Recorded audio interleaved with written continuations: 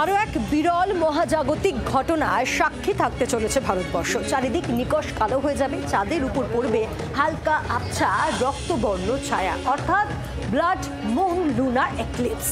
পূর্ণগ্রাস চন্দ্রগ্রহণ দেখতে পারবেন আমাদের রাজ্যের বাসিন্দারাও। আর সেই দিনটি হলো চলতি মাসের 7 তারিখ।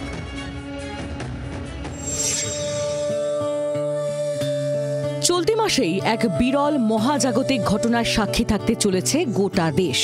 7 সেপ্টেম্বর পূর্ণিমাতে হতে চলেছে পূর্ণগ্রাস চন্দ্রগ্রহণ।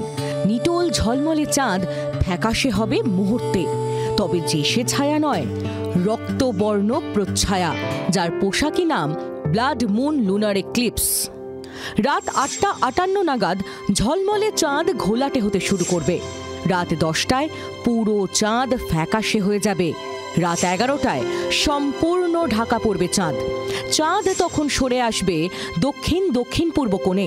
নিকষ আর চূড়ান্ত গ্রহণ রাত ঠিক 11টা 46 রাত 12টা 22 পর্যন্ত চলবে পূর্ণগ্রাস গ্রহণ। কৃষ্ণকায় গ্রহণের সময় চাঁদের গায়ে পড়বে একটা হালকা আবছা রক্তবর্ণ প্রচ্ছায়া, কারণ চাঁদ সূর্যের আলো পায়। সূর্য সেদিন সম্পূর্ণ ঢেকে গেলেও পৃথিবীর বায়ুমণ্ডলের মধ্যে দিয়ে যাওয়া সূর্যের আলো তখন চাঁদকে হালকা রক্তবর্ণ করে তুলবে।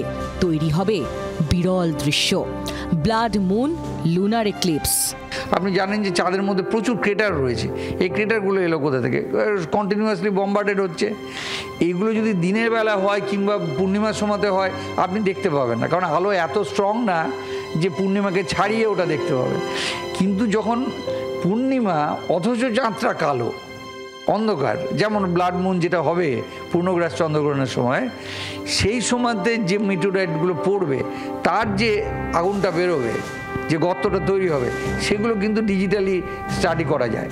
পূর্ণগ্রাস গ্রহণ, অথচ গ্রহণের চাঁদে লেগে থাকবে হালকা লাল আলোর আভা।